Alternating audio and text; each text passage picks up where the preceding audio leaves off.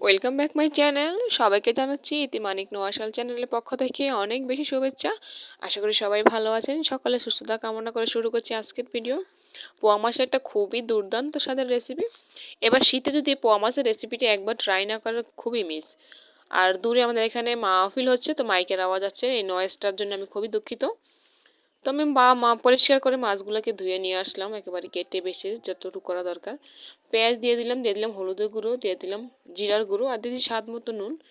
আবার দিয়ে দিলাম মরিচ ব্লেন্ড করা। আমি মরিচ ব্লেন্ড করে ফ্রিজে রাখলে ওটাতে তেল মিক্স করে রাখি, এতে হচ্ছে একটা খারাপ গন্ধ আসে না, আর মরিচটা বেশি দিন ভালো থাকে। বা হাত দিয়ে একেবারে মশলাগুলো মাছের সাথে ভালো করে মাখিয়ে নিতে হবে, একদম ভালো করে যাবে না, কোনো জায়গায় যেন ফাঁক ফোকর না থাকে, খুব ভালোভাবে মিশতে হবে। তো মাখা হয়ে গেছে। আমি কিন্তু রসুন বাটা দিতে ভুলে গেছি, যখন আমি সাইডে তাকালাম দেখি রসুনগুলা যেভাবে বেটেছে ওভাবে রয়ে গেছে, মিস্টেক। তো রসুন বাটাটা দিয়ে আবার ভালো করে মেখে নিচ্ছি।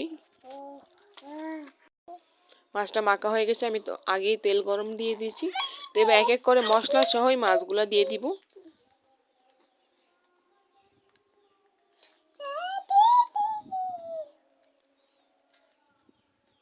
মাছগুলো দেওয়ার পর যখন মশলাগুলো থেকে যাবে, সেগুলো সব একবারে মাছের উপরে সুন্দর করে বিছিয়ে দিতে হবে।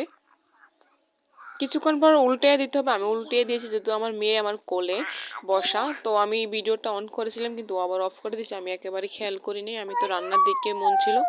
তো আরেকবার উল্টিয়ে দিতে হবে খুবই সাবধানের সাথে, যেহেতু পোয়া মাছ খুবই নরম। তো ভাজা হয়ে গেলে পানি দিয়ে দিব, আর বেশি পানি দিতে হয় না, পোয়া মাছ খুবই একটা নরম মাছ। আমি তো লার্কি চুলা রান্না করতেছি, তো আমার কখনো হিট বেড়ে যায়, কখনো কমে যায়।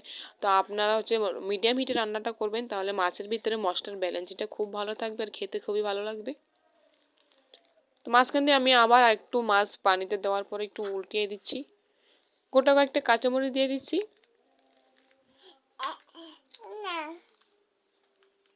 কিছুক্ষণ জাল করে নিব। জাল নিলে যখন হয়ে আসবে, তেল উঠে আসবে মাছ থেকে, তখন আমার মাছ রান্নাটা হয়ে গেছে।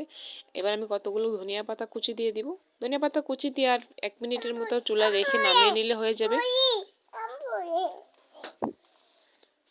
তো হয়ে গেল আমার পোয়া মাছের এই হাতে মাখা রেসিপিটা। এবার শীতে একবার হলো অবশ্যই ট্রাই করবেন। দেখতে যেমন লোভনীয়, খেতে আসলে অনেক স্বাদ, খুবই মজা।